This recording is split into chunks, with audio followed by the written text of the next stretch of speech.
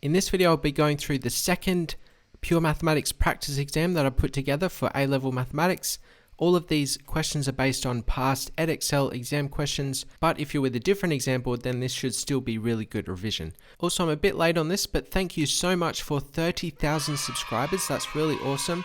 I'm glad so many of you, like what I'm doing and decide to subscribe and support the channel. I plan to keep doing this for a long time yet, so if you want to see more content, absolutely, it's free. Just press the subscribe button and also leave a like while you're there. Anyways, let's get into it. Question 1 says, given that 2 log 4 take x take log of 32 take 2x equals 0, show that x squared take 6x take 16 equals 0. For question 1, we're going to be using our log laws. The first one I'm going to use is the fact that log of a to the power b equals log of b times log of a. You can make sense of this by thinking of an example such as log base 10 of 10 to the 2. Remember what the log is asking, that's saying, what do I need to raise 10 to the power of to get 10 to the power of 2? Clearly the answer is 2 here. And we get the same solution if we multiply log base 10 of 10 by 2. Right? Log base 10 of 10 is 1. Multiply that by 2, we get 2. So it's pretty common sense log law there. And so I'm going to apply it to this example where we have 2 log of 4 take x take log of 32 take 2x equal to 0. So I'm going to raise that 2 as a power of these brackets. So I'll have log of 4 take x to the power of 2 take log of 32 take 2x equals 0. And here we can see these inputs must be the same. If we're going to subtract log of 32 take 2x from this log and get 0, the inputs must be the same. So then we can say that, well, 4 take x squared will equal 32 take 2x. In other words, 4 take x squared take 32 take 2x in brackets equals 0. It's important to have those brackets because we're going to distribute that negative to both terms. So then we can expand out these brackets. So we'll get 16 take 8x plus x squared. And then subtract 32 plus 2x equals 0. And then here we just need to simplify. We've only got one x squared term. Then we have negative 8x plus 2x. That's negative 6x. And then 16 take 32 is negative 16 equals 0. And we have that equation as required. Okay, that was part A. Part B says write down the roots of x squared take 6x take 16 equals 0. So you've probably done this a million times before. You just need to factorize this quadratic if you can, or solve it some other way. In this case, we can factorize. Factors of 16 that make 6 are 8 and 2. So we're going to have x take 8 multiplied by x plus 2 equals 0. So then the roots are x equal to 8 or x equal to negative 2. Part 2 says which of these two roots is not a solution of our original equation with the logs in it, and we need to give a reason for our answer. So here I would just take these solutions and plug them in here and see what you get. So let's say if x equals 8, we would have 2 times log of 4 take 8, that's negative 4. Hopefully you're seeing a problem there. The next set of brackets probably won't have any issue. So 32 take 2x, that's going to be log of 16, and this equals 0. Well, here we have the log of a negative, that's undefined, so we would not have any real solutions to this equation. So we can say something like the log of a negative is undefined, so x equals 8 cannot be a solution. And you could also check the other one, so plug in negative 2, and you see that you don't have any problems with plugging in negative 2. You would get 2 log of 6 take log of 32 plus 4, so that would be log of 36, and the log of 6 multiplied by 2 is the same as log of 6 to the power of 2, so here we'd get log of 36 as well. So you can check that in fact x equals negative 2 is a solution. Okay, so that was question 1 for a total of 5 marks. Question 2 gives us a function and it says, given that y equals f of x has a single turning point at x equals alpha, show that alpha is a solution of the equation x equals the cube root of 1 take 2 on 5x. For this question, you need to understand what this sentence is saying. So when they tell you that f of x has a single turning point at x equals alpha, you need to be thinking derivative, because the derivative helps you to find a turning point. So in particular, at the turning point, f dash x, or the derivative of this function, will equal 0. So the first thing we're going to do here is take the derivative of this function for question 2. So let's write down the function first. We've got 5x to the power 4 plus 4x squared, take 20x plus 14. Then we want f dash x. So use the power rule on all of these terms. Bring that power down the front. This would be 20x cubed plus 8x, take 20. And this will equal 0 at alpha, at that turning point. So then we can say at the turning point, f dash x equals 0. So therefore 20x cubed plus 8x, take 20, equals 0. Once we get to this point, hopefully you can see what we need to do now. We need to rearrange this equation in the form that they are asking us to. So, add the 20, take the 8x, we would get 20x cubed equals 20 take 8x, and then divide by 20, so x cubed equals 1 take 8 on 20 is the same as 2 on 5, and then take the cube root, we get x equal to the cube root of 1 take 2 on 5x as required. So that was part A. Part B says the iterative formula x sub n plus 1 equals the cube root of 1 take 2 on 5 x sub n is used with x sub 1 equals 1 to find an approximate value for alpha. Calculate the value of x sub 2 and the value of x sub 5, giving your answer to 4 decimal places. That should say answers, I guess. Okay, so part B, all we really need to do is just plug the value of 1 into this formula. So x sub 2 is going to be the cube root of 1 take 2 on 5 multiplied by 1. So get your calculator up for this. Take the cube root, find the cube root button on your calculator. And then I'm going to do 1 take 2 on 5. You could also put a decimal in there if you wanted to. Hit enter and I get 0.84343, and rounding this to 4 decimal places, this will be 0.8434. Okay, then we need x sub 5, so we're going to do this a few more times. So here, use the power of your calculator to make this a bit easier.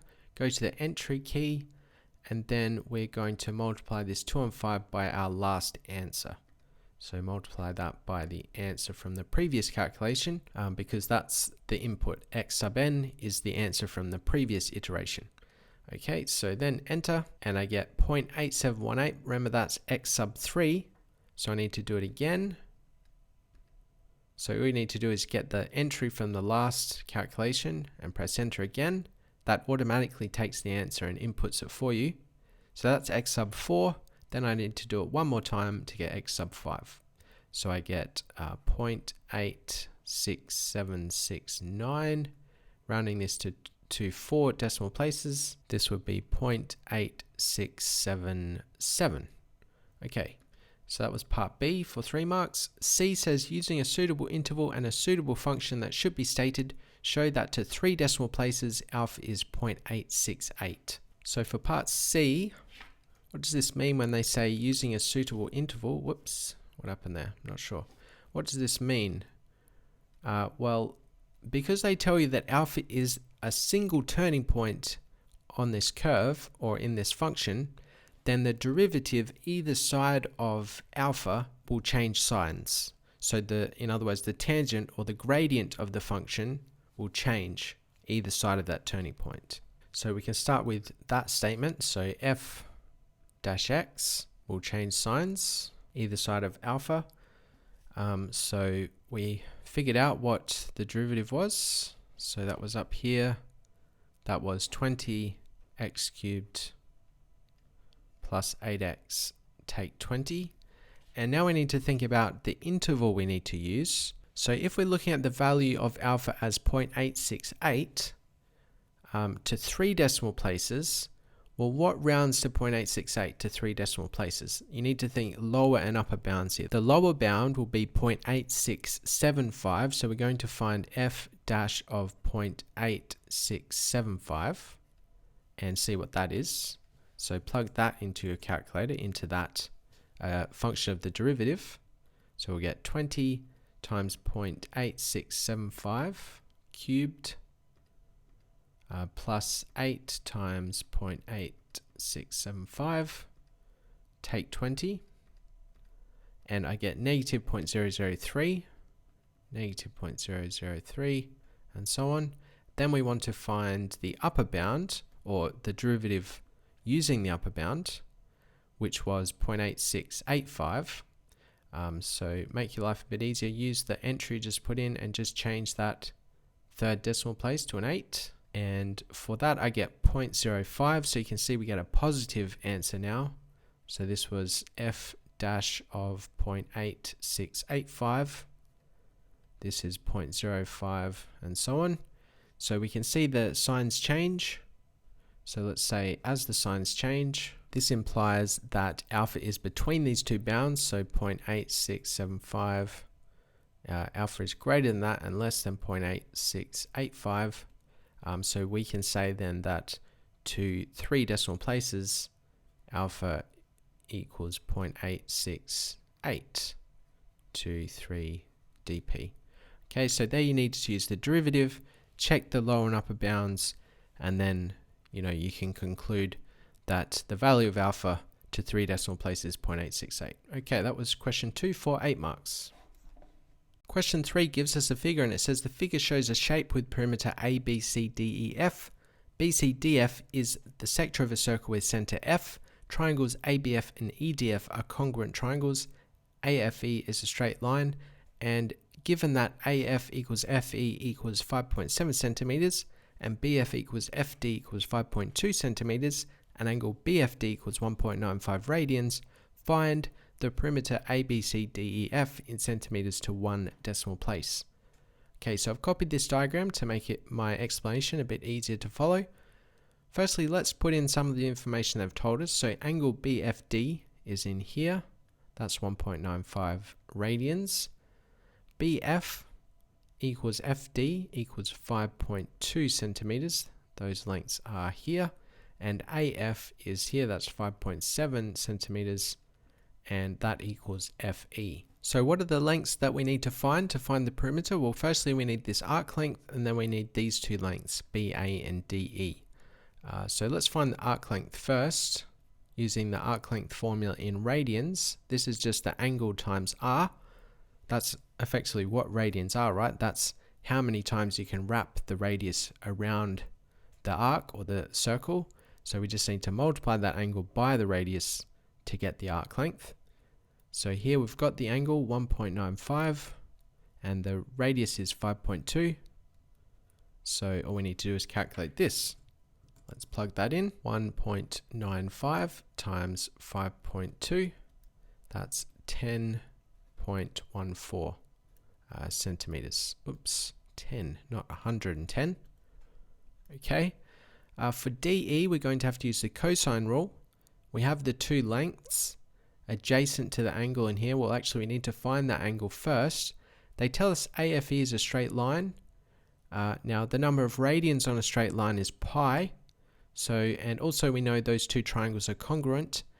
So we can find one of those angles by subtracting 1.95 from pi and then dividing by 2. So let's say that angle BFA equals angle DFE, and these angles will equal pi take 1.95 divided by 2. So then let's calculate that. So pi take 1.95 and then divide by 2. 0.95796. So write down a few decimal places just in case you need this number again. And now, as I said, we're going to use the cosine rule to find DE. So let's say that DE squared is equal to the sum of the two sides adjacent to the angle squared. So 5.2 squared plus 5.7 squared. Subtract 2 times those side lengths. and this is multiplied by the cosine of that angle which we just found, so 0.595 and so on. So let's plug all of this into a calculator. I'm just going to enter all of this, and I should have mentioned that you should check that your calculator is in radians mode, so you don't get the wrong numbers. Mine was already in radians mode, so it didn't have to change that, but just make sure. I'm going to use the answer key to get the solution from my last calculation, and I get 10.46, so that's dE squared. We need to take the square root of that to get dE, and I get 3.23478, and so on. Okay, so that's dE. This is also equal to BA, because they're congruent triangles. So now I have enough to calculate the total perimeter, which will be all of these lengths added together. So this will be 10.14 plus 2 lots of FA, so 2 lots of 5.7, what's that, 11.4, and then 2 lots of this result here, so 2 times 3.23.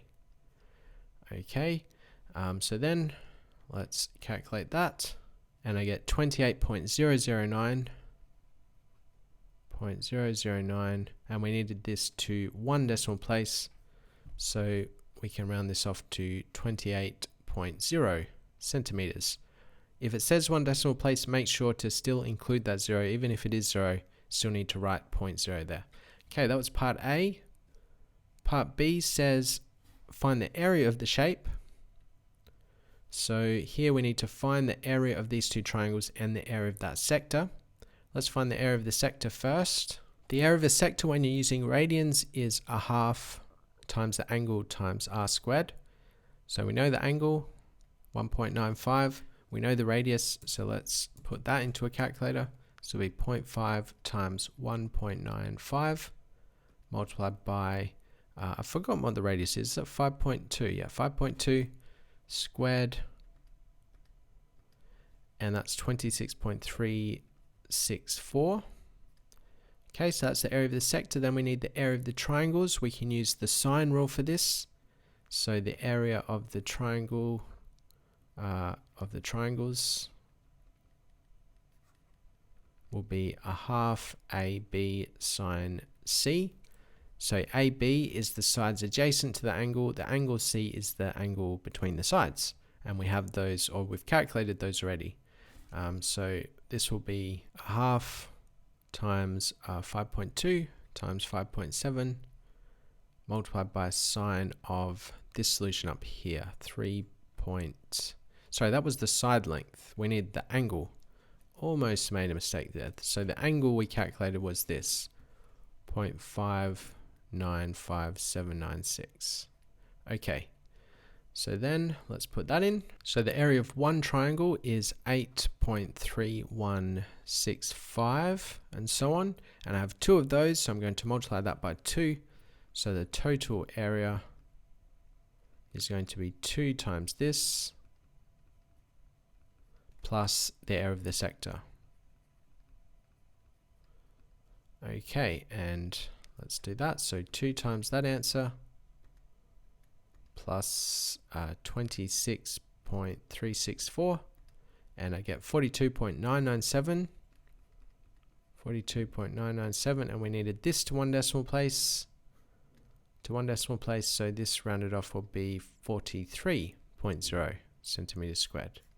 So, that 2 is going to round up to 3, then we'll have a 0 in the tenths place.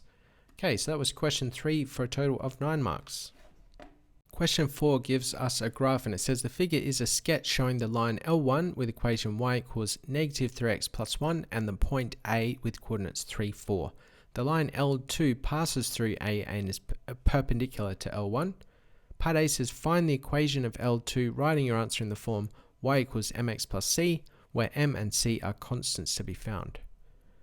Okay, so part A is pretty straightforward. So we know that L2 is perpendicular to L1, so we can say the gradient of L2 is the negative reciprocal of L1. This will be 1 on 3. And then we can use the point slope formula or point gradient formula to get the complete equation using this point, because it tells us L2 passes through A. So plugging 3 and 4 in for y1 and x1, we get y take 4 equals to m is the gradient we just figured out, so that's a third, times x take 3, and then write it in the form y equals mx plus c. So expand the brackets out, y take 4 equals a third x take 1, and then add the 4 to the other side, we get y equal to a third x plus 3. And this is the equation of L2. Part B says the point B and the point C lie on L1 such that AB equals AC equals 2 root 10. Show that the x coordinates of points B and C satisfy the equation 5x squared plus 6x take 11 equals 0. Okay, part B. Just to be clear what's going on, we have 2 points on line L1 that are 2 root 10, a distance of 2 root 10 away from A. So you could draw like a little triangle in here, a little isosceles triangle. So I'm going to use the distance formula for this. There are multiple ways of solving these types of questions, but I find the distance formula the most straightforward. So the distance formula says that the distance between 2 points, in this case they've given that distance, which is 2 root 10, the distance squared equals the difference between the x coordinates, so x take x1 squared, plus the difference between the y coordinates squared. So this is just basically Pythagoras' theorem. All we're doing really here is drawing a right angled triangle. So what would it look like? I guess something like this. So here we're saying here's some point B on that line. Here's A. This is the difference between the y coordinates. This is the difference between the x coordinates. And they've told us that the hypotenuse, or the distance between these 2 points, is 2 root 10. So we use Pythagoras to relate all those things together. Now, if this point B lies on that line L1, we can relate y to x using the equation negative 3x plus 1. So I'm going to input the point 3, 4 for x1 and y1, and also for y, I'm going to substitute in the equation negative 3x plus 1. So let's simplify this a little bit. So 2 root 10 squared is 40. That's 4 times 10.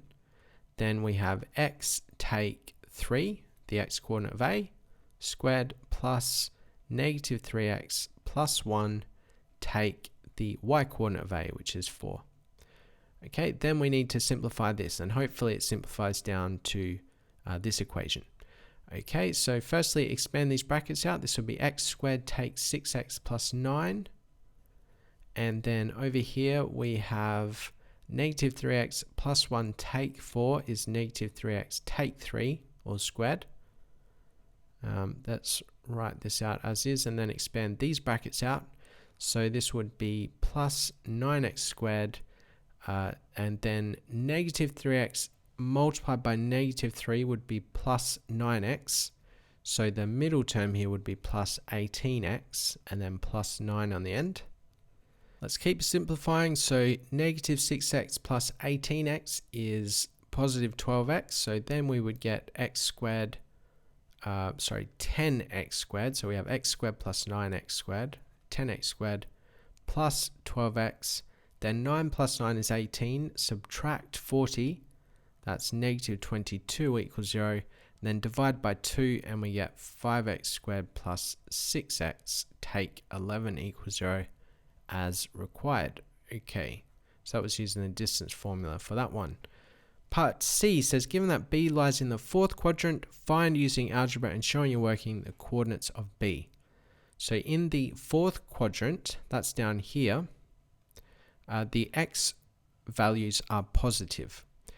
So firstly, we could try to factorize this quadratic, and that will give us the 2x coordinates of these 2 points, B and C. So let's see if we can factorize this. Factors of 11 and 5, that makes 6. This would be 5x, well, the first terms have to be 5x and x. And then we could multiply 5 by 1, and that would be a negative, and then we'd have positive 11. That would make 5x squared plus 6x take 11.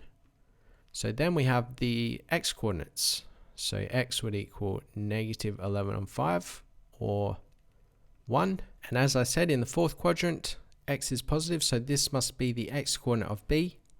Then we can plug that into the equation for y to get the y coordinate.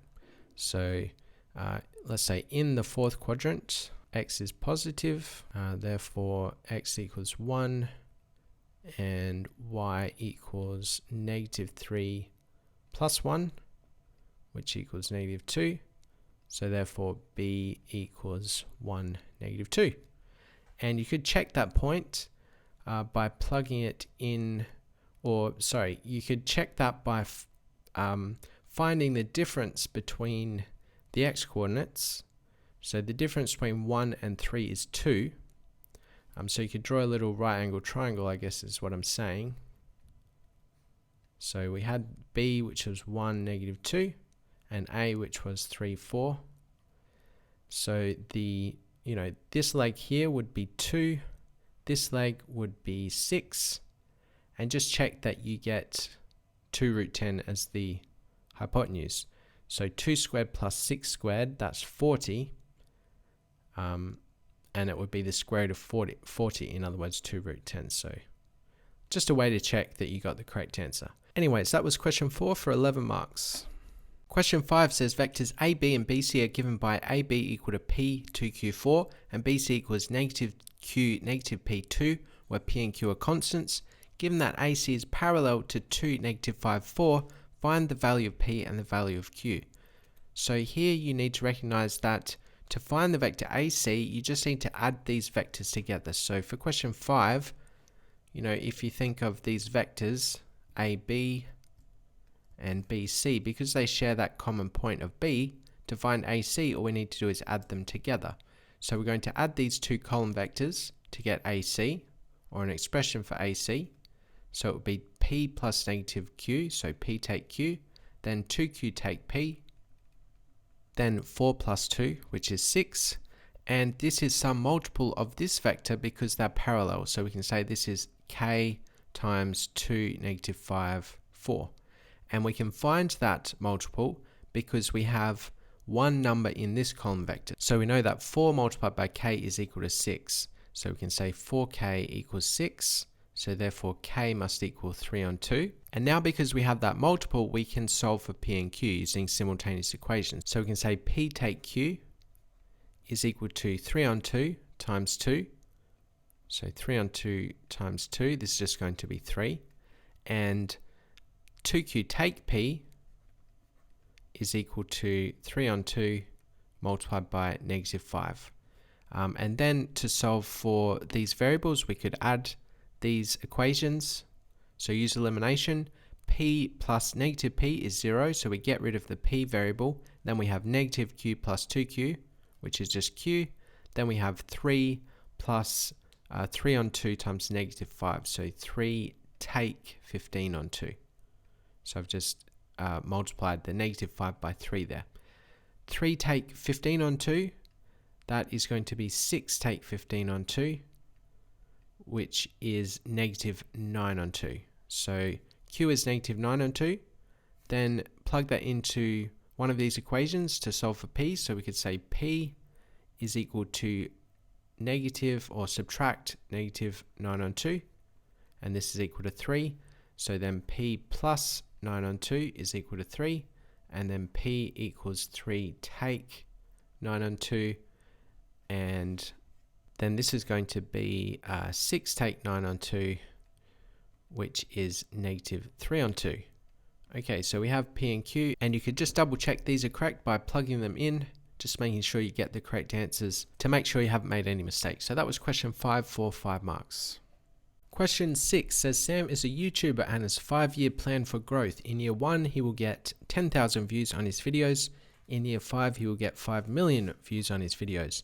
In order to calculate the number of views he will need to get each year from year 2 to year 5, Sam considers two models, Model A and Model B. In Model A, the number of views will increase by the same number each year. So part A says, using Model A, determine the number of views Sam needs to get in year 2.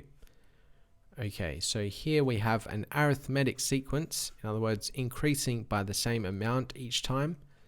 And we start with 10,000 as our starting point. And after 5 years, we need to get to 5 million. So to represent this as an equation, we could say that 4 times the difference between each year plus 10,000, the amount in the first year, needs to equal 5 million in the final or the 5th year. And then you can solve this for D. So subtract 10,000, we get 4 times that difference equals 4,990,000. So then divide by 4 to get D. So 499,000 divided by 4. And we get 1,247,500 views. So each year he needs to get this amount of views to increase to an amount of 5 million in the 5th year. So that was part A. Part B says in model B, the number of views made will increase by the same percentage each year. Using model B, determine the number of views Sam will need to get in year 2. Give your answer to the nearest 10 views. Okay, here we have a geometric sequence. In other words, we're multiplying by the same amount each year. So here we're going to take our starting number and multiply it by some amount 4 times. In other words, whatever this difference is, we're raising it to the power of 4, and this needs to equal 5 million. So I might as well put an X in there. So we can divide 5 million by 10,000. So what's that going to be? 50,000 divided by 10,000. 500, sorry, 500, and then so X to the 4 equals 500, and then we need the 4th root of 500 to get that number. So X is equal to 4.7287, and we need to work out how many views he gets in the 2nd year. So we just need to multiply 10,000 by this number. So multiply that by 10,000, and that's 47,287. So in year 2, the views equals 47,287, and we need it to the nearest 10 views. So let's round that off to 290. Okay, so that's part B. Part C says Sam calculates the total number of views made from year 1 to year 5 inclusive using each of the 2 models. Calculate the difference between the 2 totals, giving your answer to the nearest 100 views. So for part C, we want to use the sum of an arithmetic sequence and the sum of a geometric sequence. Use those formulas to calculate the totals. So for model A, we had an arithmetic sequence. So we can say the total views in those 5 years is, well, we're going to use this formula. So the sum of an arithmetic sequence is n times a1 plus a2 on 2. In this case, we can use this formula because we have n. N is the number of terms, or the number of years, which is 5 in this case. A1 is the first number in the sequence. A2 is the final number in the sequence. And then we just need to divide that by 2. So this is going to be 5 times 10,000 plus 5 million divided by 2. So let's plug that in. So 5 million and 10,000 multiplied by 5 divided by 2, and I get 12,525,000. Okay, so that's for model A. Model B, we're going to use the sum of a geometric sequence. Let me write that down. This is A times 1 take r to the power n over 1 take r. I have a video on this and a proof of this formula if you want to check that out. So A is the first term. So we'll say the total views is 10,000. R is the ratio between each term of the multiplier.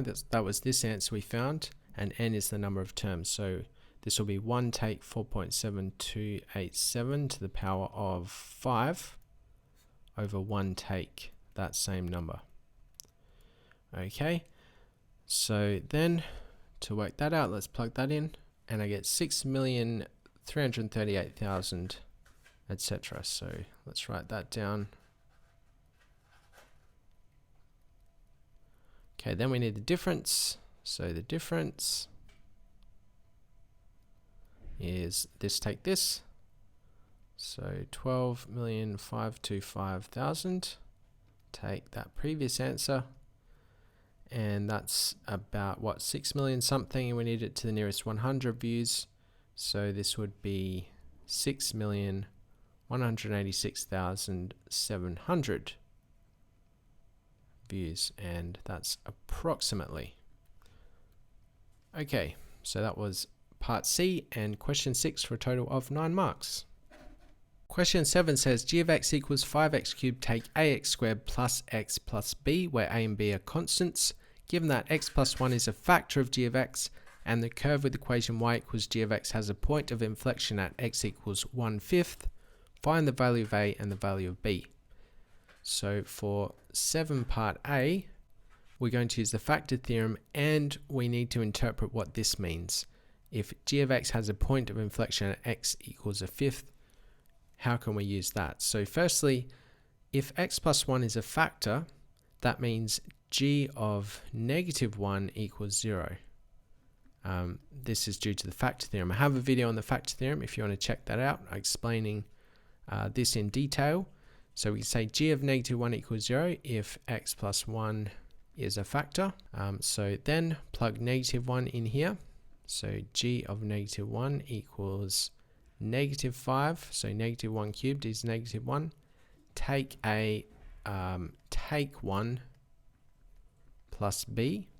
This equals 0. So simplifying this, we would have -6 take a plus b equals 0. In other words, b take a equals 6. Okay, we're going to leave that to the side for now.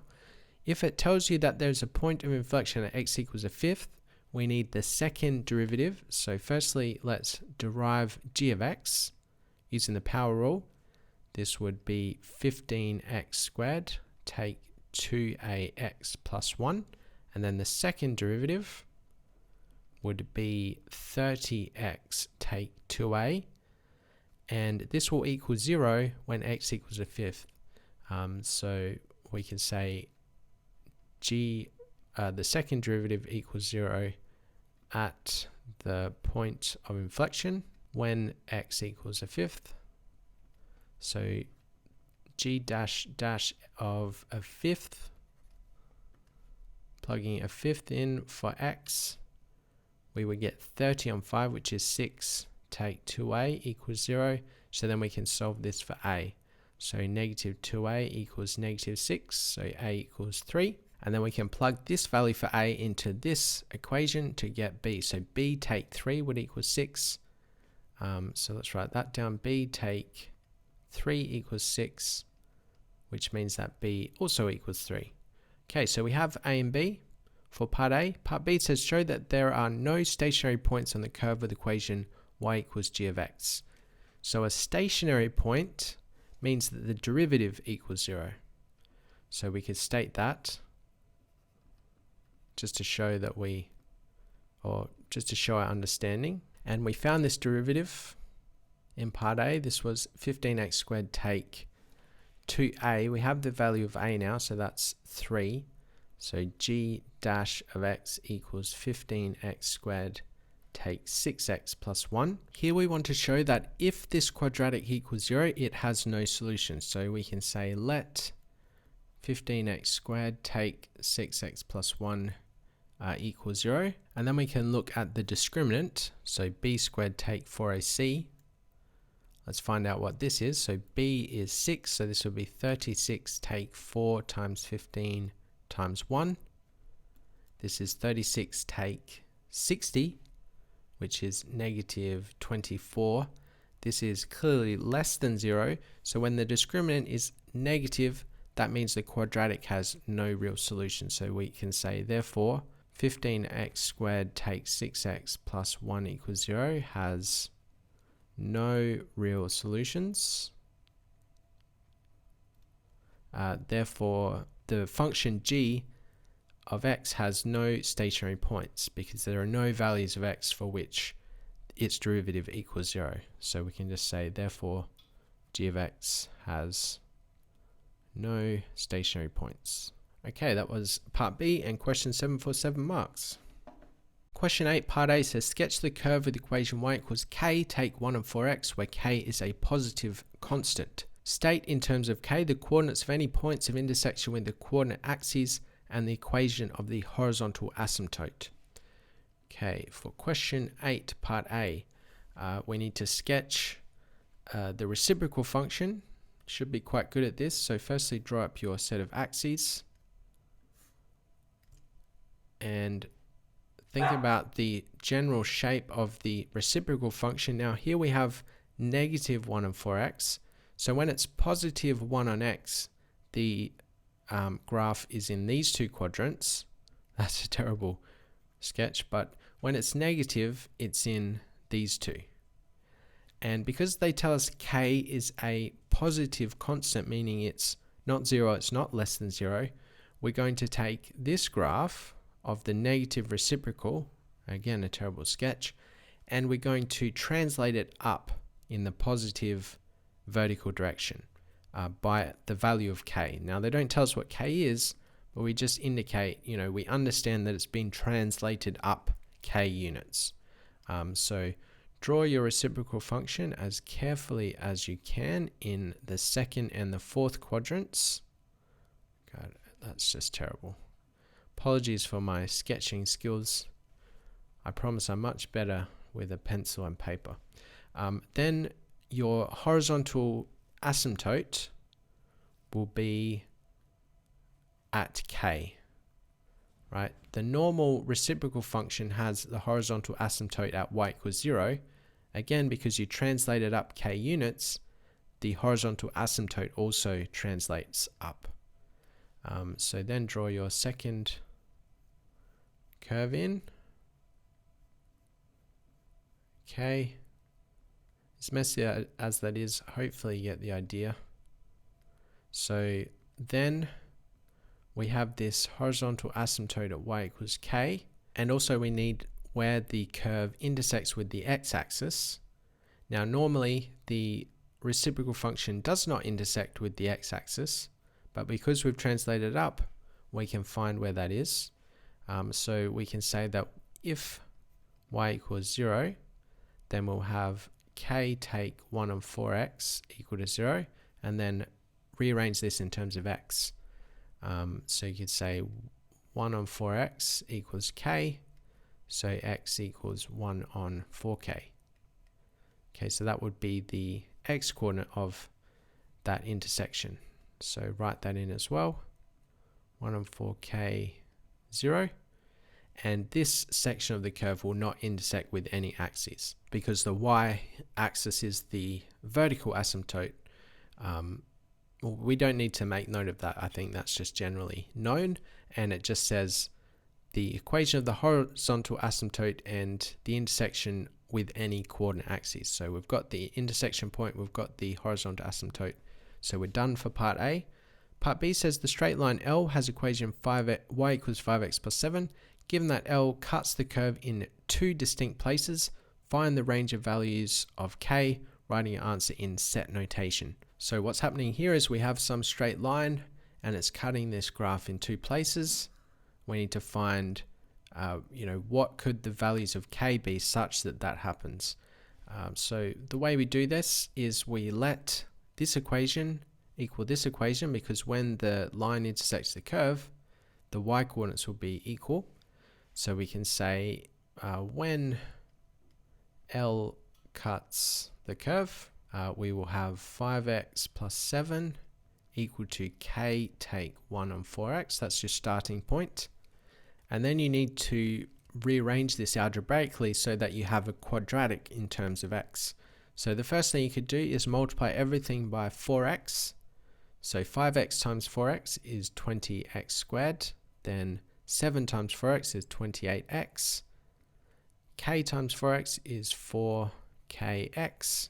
And then subtract 1. And then bring everything onto the left-hand side. So we'll have 20x squared plus 28x take 4kx plus 1 equals 0. And then I'll write this slightly differently. The middle two terms I will write as 28 take 4kx plus 1 equals 0. So now what you want to do is to say, well, if the line cuts the curve in two places, this quadratic will have two solutions, which means the discriminant of this quadratic must be greater than 0. So let's just summarize that. So two solutions when the discriminant is greater than 0. So b squared take 4ac is greater than 0. B squared in this case is 28 take 4k squared. And A is 20, C is 1, and this needs to be greater than 0. So here I'm actually going to factorize a 4 out to simplify it a little bit. So factorizing a 4 out of this, out of these brackets, it will be 4 times 7 take k all squared. And actually I'm going to write this as 16 times 5. This just allows me to simplify it. You don't have to do this sort of fancy algebra, but you know, if you can spot these little things, these little tricks, it will make your life easier. So then 4 squared is 16, and we have a 16 in here, so I can divide everything by 16. Then I get 7 take k all squared take 5 greater than 0. So this just means that I get to work with smaller numbers. So then expanding out these brackets, I'll have 49 take 14k plus k squared take 5 greater than 0. And then I'll have k squared take 14k. 49 take 5 is plus 44. And all of this is greater than 0. So now you have a quadratic inequality that you need to solve for k. I have a video on quadratic inequalities if you want to check that out. So the first thing is to say that the critical values occur when this is equal to 0. And let's firstly see if we can factorize this. So factors of 44 that make 14, do they exist? Unfortunately, we cannot factorize this equation, so we could use completing the square. Essentially going back to this form, except now we've got positive k take 7 plus 44 take 49 equals 0. So then k take 7 squared take 5 equals 0. Well, that is the same, isn't it? K take 7 is the same as 7 take k squared. Anyways, then we get k take 7 equals plus or minus the square root of 5. So k equals the square root of 5 plus 7. So they are our critical values. And this is a positive quadratic, so it's going to be facing that way. And where it intersects the x-axis will be, you know, positive root 5 plus 7 and negative root 5 plus 7. And because we want it to be greater than 0, we want these parts here. So it's got to be less than negative root 5 plus 7 and greater than positive root 5 plus 7. And we need this in set notation. So the way that I like to use set notation is like this. That was a terrible squiggly bracket. So squiggly bracket, k is any real number such that k is greater than 0 and less than negative root 5 plus 7. So because they tell you it's a positive constant, it cannot equal 0, and it cannot equal this value here because it must be greater than, strictly greater than 0. And also k is greater than root 5 plus 7. Okay, so that is one way to use set notation. And that was the final answer there for question 8 for a total of 9 marks. On to question 9. Oof, this is a good question. Gives us a graph, and it says the figure shows a sketch of the curve C with equation y equals 2x e to the power of negative 3x. Line L1 intersects C at A, the turning point of the curve. line L2 intersects C at B, the point of inflection of the curve. L1 and L2 intersect at the origin.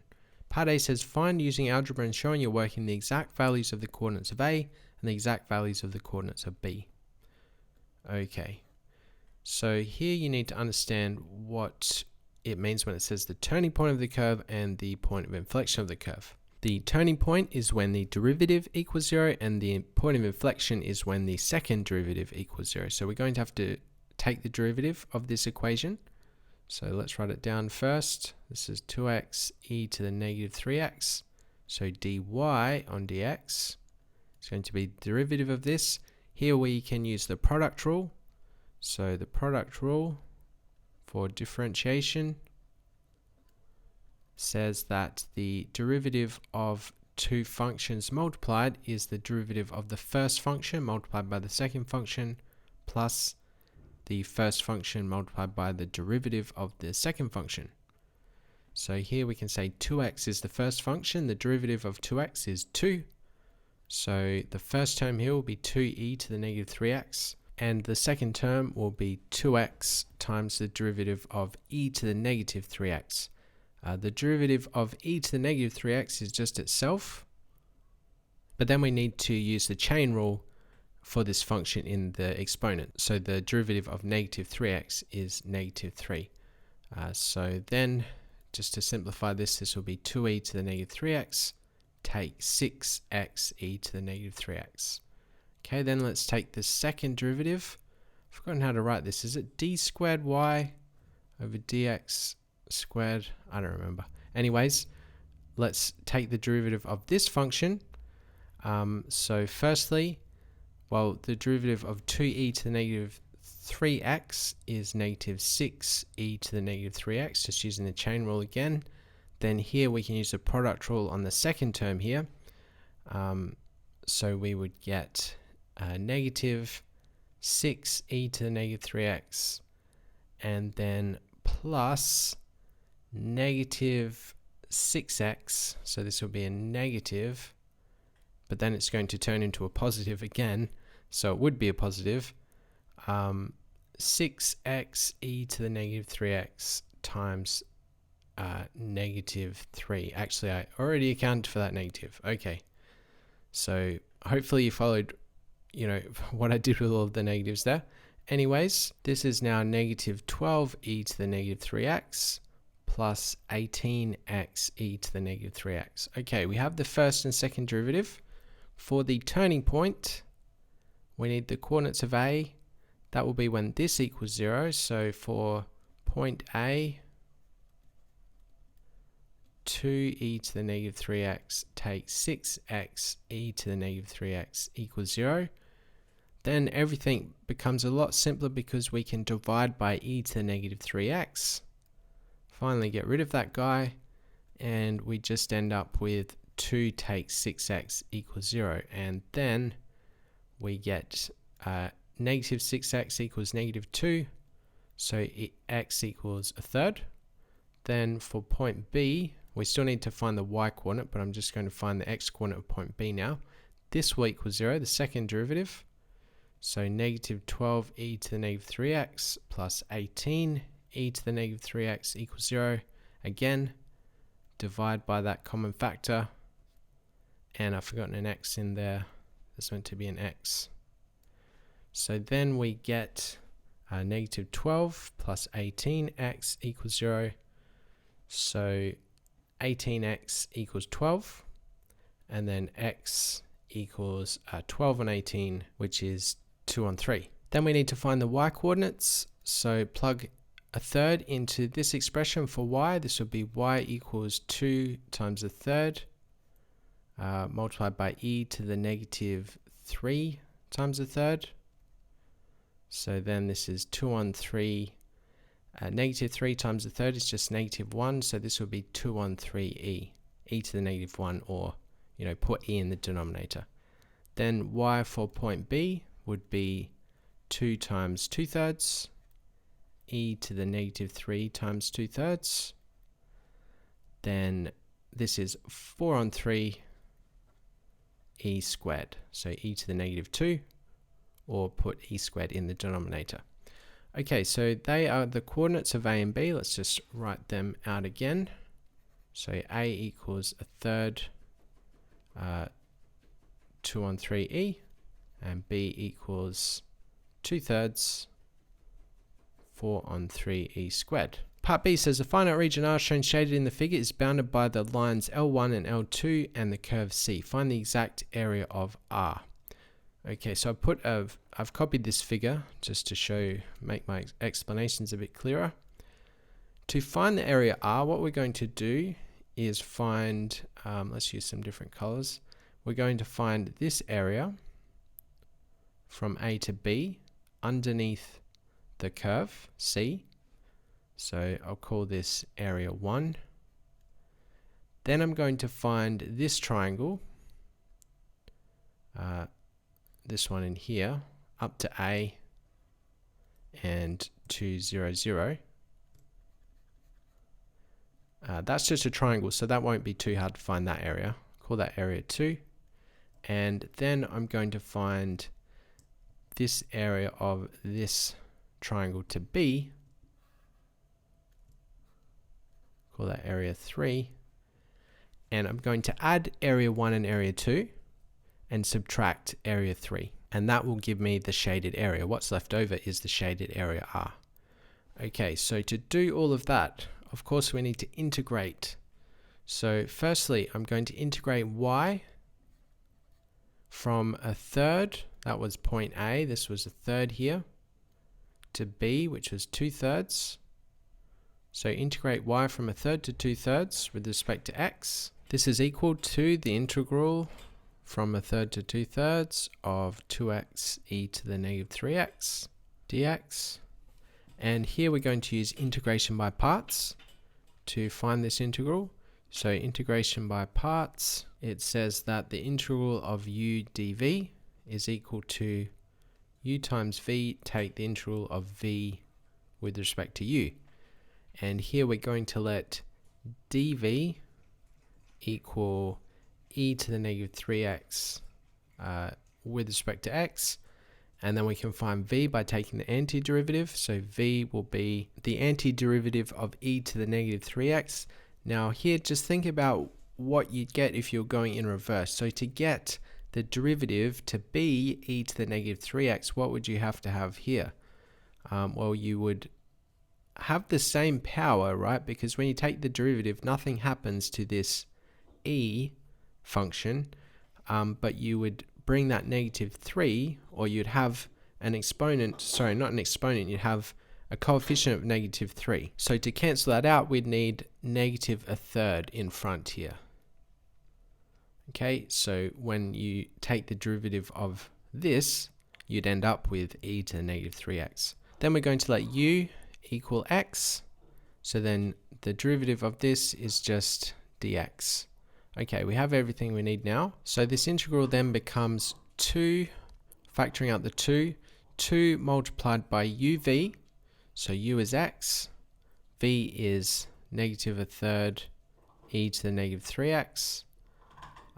Take the integral of v, which was negative a third e to the negative 3x, with respect to x. So du in this case is just dx. And this is from a third to 2/3. Apologize for that noise in the background. That is Ollie chewing on a bone. So apologies if that's annoying. Okay. Then this integral, well, let's write this first term as negative x over 3 e to the 3x. And let's evaluate this then. What would the integral of negative a third e to the negative 3x be? Well, it's similar to what we did here. So just thinking about what would happen in reverse. So if we want to end up with negative a third e to the negative 3x, well, that 3 in the exponent would cancel with the 3 in the denominator of this fraction. So we would need 1/9 as the coefficient. And the negatives was cancelled, so then it would have to be positive 1/9 e to the negative 3x. So you can check just by going the other way. So if you derive this, make sure you end up at negative a third e to the negative 3x. And you can see that would be the case. Okay, and then that's the entire integral, and now we just need to plug in the bounds. So this is all multiplied by 2, by the way, so keep that in mind. So the first one, plugging in 2/3, this would be negative 2/3 over 3 times e to the 3 times 2/3, so I'm going to write that as e squared. And the next term is negative 1/9 times e to the, again, we're going to have e squared, aren't we? So just write e squared there. And that's the first bound plugged in. Then we need to subtract the second bound. So plug in 1/3 for x. This would be negative 1/3 over 3 to the e. So the 3 in the exponent would cancel with the third. Subtract 1 on 9 e. Again, it's just going to be 1 over 9e, right? And now let's do some simplifying. So this is 2 multiplied by, this is going to be negative 2 on 9 e squared. Take 1 on 9 e squared. Subtract negative, well actually let's distribute that negative to these terms. So this is positive 1 on 9e plus 1 on 9e. And then we have, well, this is negative 2 on 9e squared take 1 on 9e squared. So this is negative 3 on 9e squared. And here we have 1 on 9e plus 1 on 9e, that's plus 2 on 9e. And we need to multiply everything by 2. So this is going to be negative 6 on 9e squared plus 4 on 9e. Okay. So all of that was to find this area in green, this area 1. So I still need to find the area of these triangles. So let's find the area of this triangle first. We have the x and y coordinates, so that was point A. So we're just going to multiply these and then multiply it by 1/2 to get the triangle. So let's say area of triangle 1. This is going to be 1/2 times 1/3 multiplied by 2 on 3e. That was the coordinates of point A. Here the 2's will cancel, so we end up with 1 on 9e. Then the area of triangle 2 is going to be 1/2 times 2/3 multiplied by 4 on 3e squared. That was point B. Here those 2's would cancel, so then we end up with 4 on 9e squared. So going back to the diagram again, remember we wanted to add area 1 to area 2, or this triangle here, and then subtract area 3. So we can say area R is going to be this integral, negative 6 on 9e squared plus 4 on 9e plus 1 on 9e, subtract 4 on 9e squared. And then we have negative 6 take 4 on 9e squared, so that's negative 10 on 9e squared plus 5 on 9e. And if you want to combine these, you can. So you can multiply this fraction by e. This would be negative 10 plus 5e on 9e squared. Or you could leave it like that if you wanted as well. That would be fine. So final answer there, negative 10 plus 5e on 9e squared. And that was question 9 for 9 marks. Question 10 gives us a graph, and it says the runner's speed, v, in meters per second is an endurance race. In an endurance race can be modeled by the equation v of t equals 50 on 12 sine of 2t on 5 plus a cosine of 2t on 5, where t is between 0 and t. And this is in degrees indicated by those degree symbols. Where t minutes is the time since the beginning of the race, and a and t are constants. The figure is a sketch showing the graph of vt against t. Given that the runner's starting speed is 10 meters per second, find a complete equation for vt.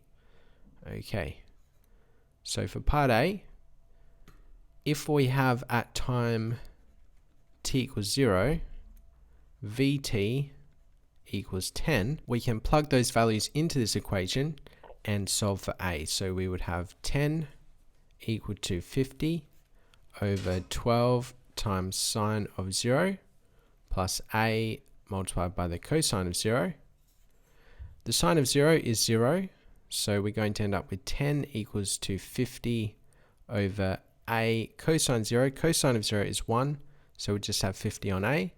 And then we can see that a must be 5. So now that we have a, we have the complete equation, so let's write that down. Vt equals 50 over 12 sine of 2t on 5 plus 5 cosine 2t on 5. Part B says, given that 12 sine of 2t on 5 plus a cosine 2t on 5 equals r sine 2t on 5 plus alpha, where alpha is between 0 and 90, find the value of r and the value of alpha to one decimal place. Okay, this is a fairly standard type of question in A-level mathematics, where you convert a trigonometric expression such as sine of theta plus cosine of theta into r sine or r cosine something. To find r, you take the square root of the coefficients of sine and cosine. So this is the square root of 12 squared plus the square root of a, which was 5 squared. So it's the square root of 144 plus 25, which is the square root of 169, which is 13. So r is 13. To find alpha, we start by saying that tan of alpha is equal to the coefficient of the cosine divided by the coefficient of sine, and then we find the inverse tan of this fraction. So this is the inverse tan of 5 on 12, and then we find that using our calculators. So plug that in, making sure your calculator is in degrees mode now. So it was previously in radians for a previous question, so make sure you switch that over and then take the inverse tangent of 5 on 12. And I get 22.619 rounded to one decimal place. This is going to be 22.6 degrees. So then we can say that 12 sine of 2t on 5 plus 5 cosine 2t on 5 equals 13 sine of 2t on 5 plus 22.6. Okay, that was part B. Part C says, find according to the model the minimum speed of the runner, giving your answer to the nearest centimeters per second. That's basically saying to one decimal place. Okay, so the minimum, well, let's think about this. Well, we've just found that this expression in the denominator can be written as 13 sine 2t on 5 plus 22.6. So here you need to think, when would we get the minimum speed? That will be when the denominator is at its maximum value. So what's the maximum value of this expression? Well, the maximum value of sine of the sine function is 1. So the maximum value of 13 sine of this stuff will be 13. So we can say the minimum speed will be when sine of 2t on 5 plus 22.6 equals 1. So then we get Vt is equal to 50 on 13. So then we just have to work that out. And I get 3.846 rounded to one decimal place. This would be approximately 3.8 meters per second. Okay, that's part C. Part D says, given that when crossing the finish line, the runner's speed is 7.5 meters per second, find the value of t to 3 significant figures. So up here, this was t. So this is the upper bound of the value of t in this function. So to find that value, we're going to let Vt equals 7.5. So for part D, Vt equals 7.5. And we're going to plug that into the equation. So we're going to have 7.5 equal to 50. And here I'm going to use this expression. And now we want to solve this for t. We can start by arranging it in terms of sine. So multiply the denominator over to this side and then divide by 7.5. So we would get sine of 2t on 5 plus 22.6 is equal to 50 over 13 multiplied by 7.5, and then we will take the inverse sine of that. So let's put that into a calculator. Let's firstly calculate 50 divided by 13 times 7.5 gives me 0.5, and then take the inverse sine of that. Answer, and I get 30.85. So here we get that 2t on 5 plus 22.6 is equal to 30.85188, and so on. And here we also need to consider the period of the sine function. So you can think of this as your reference angle.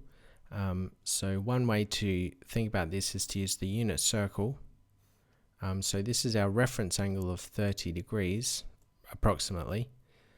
So there would be one value, at 30 degrees. We could also have the same value for sine at 180 take 30 degrees, right? Because the sine value is positive in these two quadrants. So we need to consider that one as well. So 180 take this number. And we could consider more solutions. So you could go all the way around again. So you could get 360 plus this. But we'll see how we go with these two. Looking at the graph, we can see that, the runner starts at 10. There'll be one value of 7.5 here somewhere, and we're really just looking for the second one. So I think this will be the only other solution we have to worry about. Okay, so let's solve this for t now, and we'll focus on this second solution. So let's do 180 take that reference angle. So 180 take that answer, 149. Then we want to multiply that by subtract 22.6. Then multiply by 5 and divide by 2.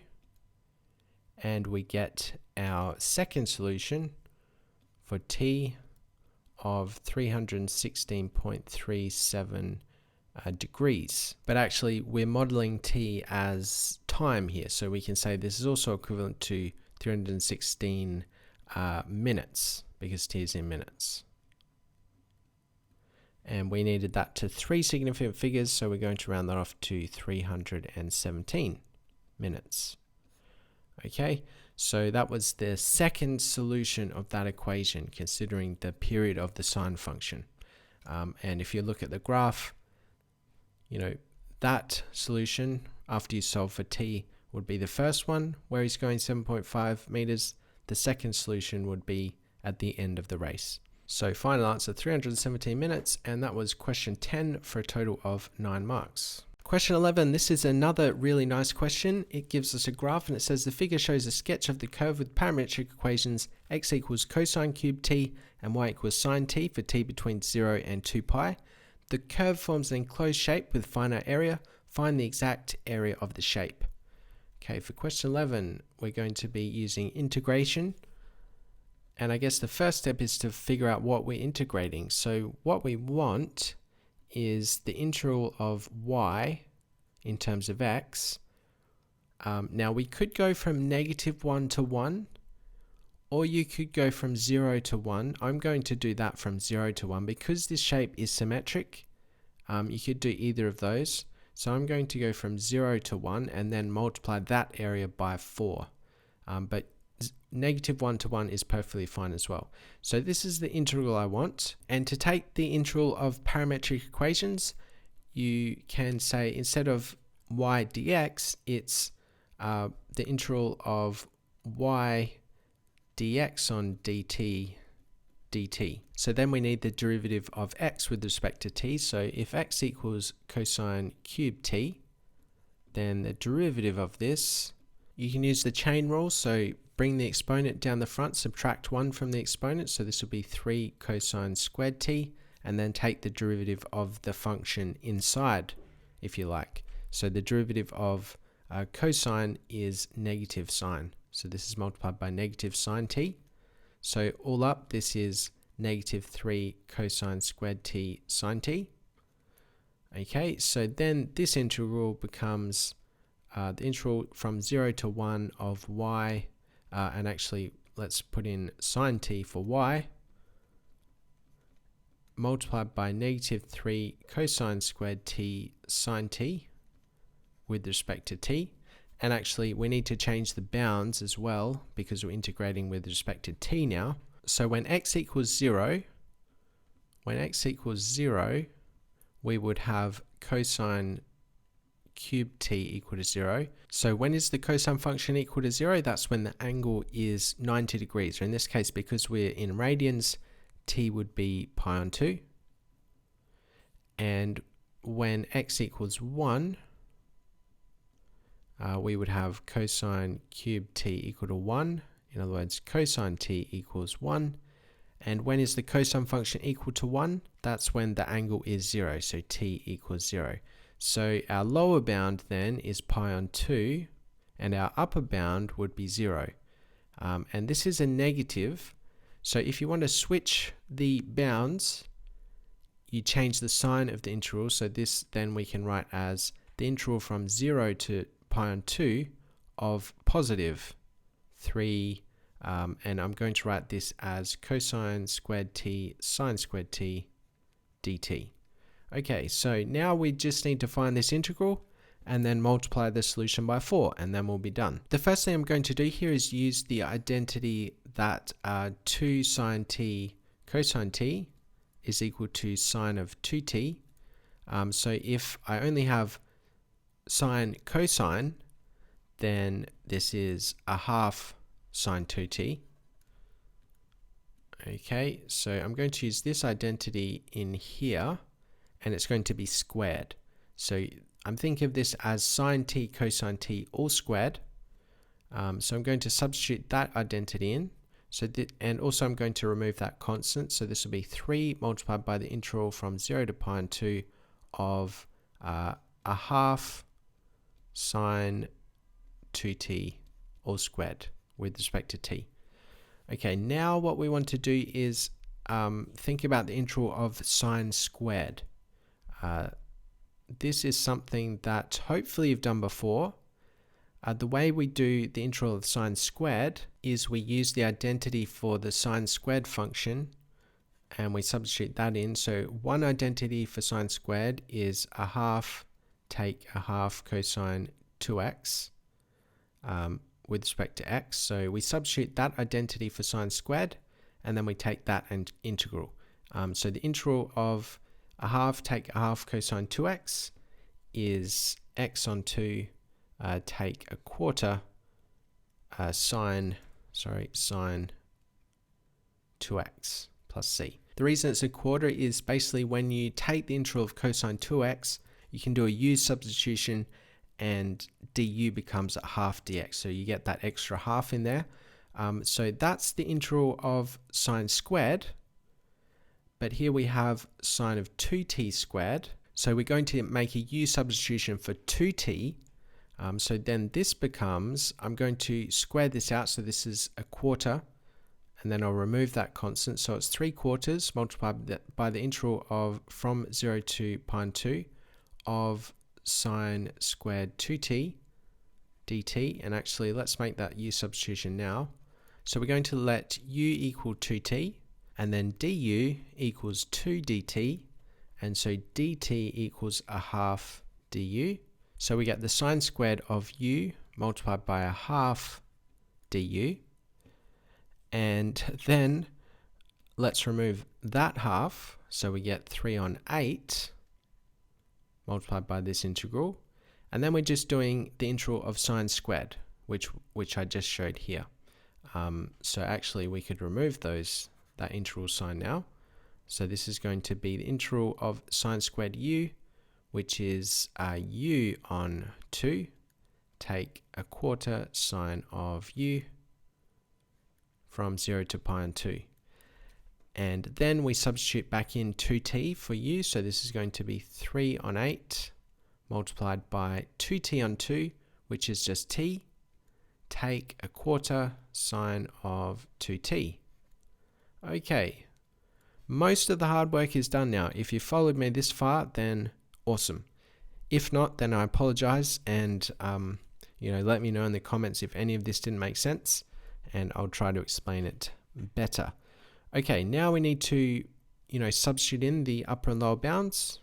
So this will be 3 on 8 multiplied by pi on 2, take a quarter sine of 2 pi on 2, in other words just pi, subtract 0, take a quarter sine of 0. And actually I made a mistake here. If we're substituting back in 2t, this should be 2u, so this should be 4t.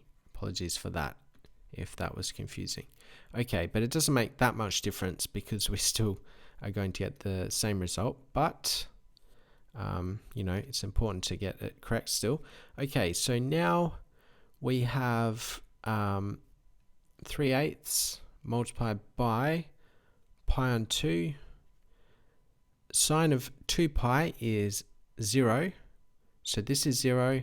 Sine of 0 is 0, so all up, all of those just become 0, and all we end up with is 3/8 times pi on 2, which is 3/16 times pi. And remember that that integral represented 1/4 of this shape, so I'm going to multiply that by 4 to get the total area. So the total area of the shape equals 3/16 pi times 4, in other words 3/4 pi. And that's your final answer for part A. Okay, part B. This is a bit of a mean question. It says, hence or otherwise find the integral from 0 to pi of 4 plus sine t multiplied by 3 cosine squared t sine t dt. The reason this is 2 marks is because all you need to do here is recognize that this is a translation of this graph up 4 units. Because y would then be 4 plus sine t. So if you translate this shape up 4 units, it's 2 units wide. So all that you create underneath this shape is a rectangle of 4 times 2. So you just need to take half of this area and then add 8. So in other words, this integral is going to be this times 2, so 3 on 8 pi plus 8. And that's really needed for that question. Okay, that was question 11 for 7 marks. Let me know what you thought of that question. I was pretty proud of that, but if there's something iffy about that question, let me know in the comments. Question 12 has another graph, and it says the figure shows a sketch of part of the curve of the equation y equals -5 times 3 to the power of 2x. The point B, a -45, the 4th root of 3, lies on the curve. Find the exact value of a. Okay, so here we just need to let y equal this. So we're going to have -45 times the 4th root of 3 equals -5 times 3 to the power of 2x. And then we need to solve for x. So you could start by dividing by -5. So this would be 9 times the 4th root of 3 equal to 3 to the power of 2x. And then this is like 3 squared times 3 to the power of a quarter equals 3 to the power of 2x.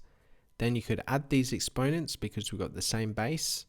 So this would be 3 to the power of 2 1/4. 2 1/4 is the same as 9 on 4. So this is 3 to the power of 9 on 4 equals 3 to the power of 2x.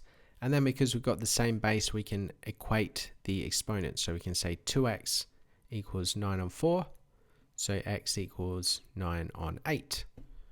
And that would be the value of a. So in other words, a equals 9 on 8, the x coordinate of b. Okay, that was part A.